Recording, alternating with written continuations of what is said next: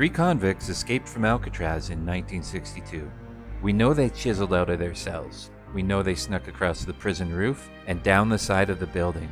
And we know they launched their makeshift raft and paddled off into the night. But what happened next? Alcatraz Escape the City lets you write that next chapter by immersing you in a tension-filled chase through San Francisco. In this one versus many hidden movement board game for 2 to 4 players, one player takes the role of the group of 3 convicts moving around the city in secret, evading the police and searching for the items necessary to escape for good.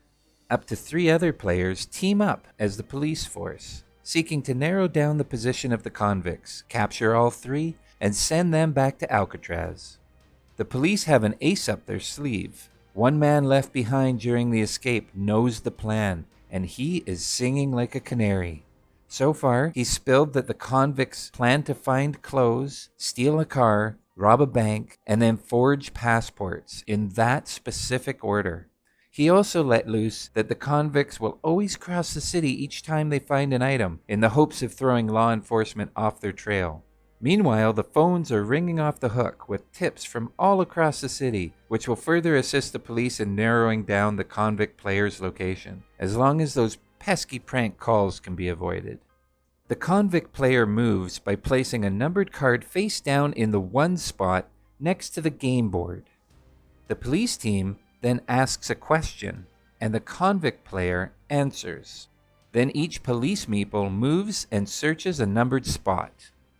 After confirming or denying the spaces called out during the search, the convict player slides the cards and related tokens down a space and plays another card into the 1 spot to move to another numbered space.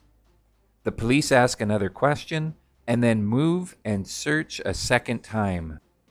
This back and forth play continues, and eventually a card slides into the reveal space, where it is flipped face up. Notice that the convicts can only ever be, at most, 3 moves away from the reveal card.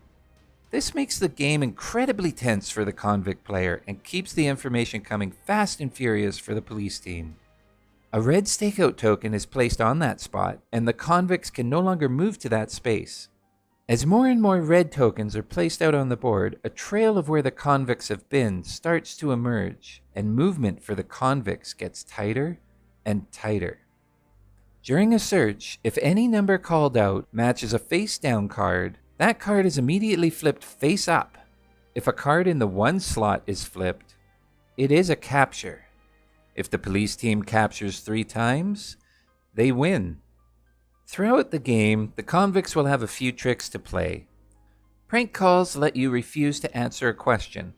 Cable cars double your movement, and the disguise card allows you to move through a spot with a red token. The police team has individual powers for each police meeple, and each of their player mats are double-sided, providing multiple combinations for play. There are also lights and siren tokens that let each police meeple take an additional move and search, and the helicopter token that can spot the convicts in a specific sector. Alcatraz Escape the City is a deductive, push-your-luck, edge-of-your-seat experience. The convict player can always see when they are in danger of being caught, and that's a real danger on almost every turn, creating a delicious tension in the game.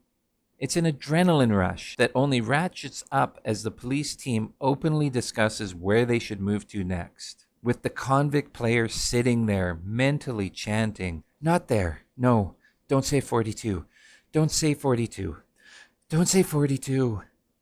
The police team is also constantly rewarded, both when asking deductive questions each round and again when each new card slides into the reveal space. From both sides, the chase through San Francisco really does feel like a chase. The only thing left to do is choose your side and see if those convicts really did escape.